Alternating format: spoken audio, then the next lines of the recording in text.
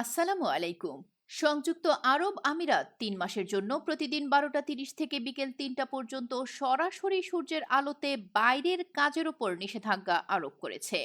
সর্বোচ্চ তাপদাহের সময় কর্মীদের সুরক্ষার জন্য চালু করা এই মধ্যাহ্ন বিরতি উদ্যোগটি ২১ বছর ধরে করে আসছে দেশটির সরকার।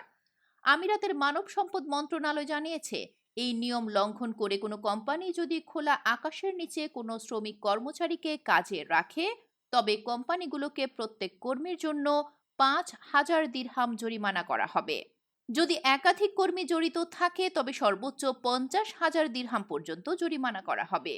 বাসিন্দাদের কোথাও আইন লঙ্ঘন দেখতে পেলে মন্ত্রণালয়ের কল সেন্টার 6005900000 নম্বরে রিপোর্ট করার জন্য অনুরোধ করা হয়েছে। এদিকে পবিত্র ঈদ উল আজহা উদযাপন উপলক্ষে সংযুক্ত আরব আমিরাত জুড়ে ঈদের জামায়াতের সময়সূচি ঘোষণা করেছে দেশটির সরকার। বিভিন্ন শহরের বা বিভিন্ন স্থানে ভিন্ন ভিন্ন সময়ে ঈদের জামায়াত অনুষ্ঠিত হবে।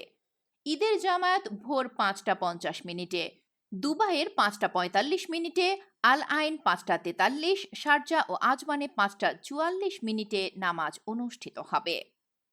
এদিকে ঈদ উল আজহার আগে ৯৬৩ জন কারাবন্দীকে মুক্তির নির্দেশ দিয়েছে সংযুক্ত আরব আমিরাতের রাষ্ট্রপতি শেখ মোহাম্মদ বিন জাহিদ আল নাহিয়ান। বিভিন্ন মামলায় সাজাপ্রাপ্ত এইসব কারাবন্দীকে মুক্তি দেওয়ার পাশাপাশি সকল জরিমানা পরিশোধ করার প্রতিশ্রুতি দিয়েছেন মহামান্য রাষ্ট্রপতি।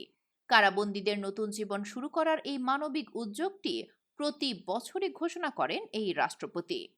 তো দর্শক, এই ছিল আরব আমিরাতের আজকের আপডেট।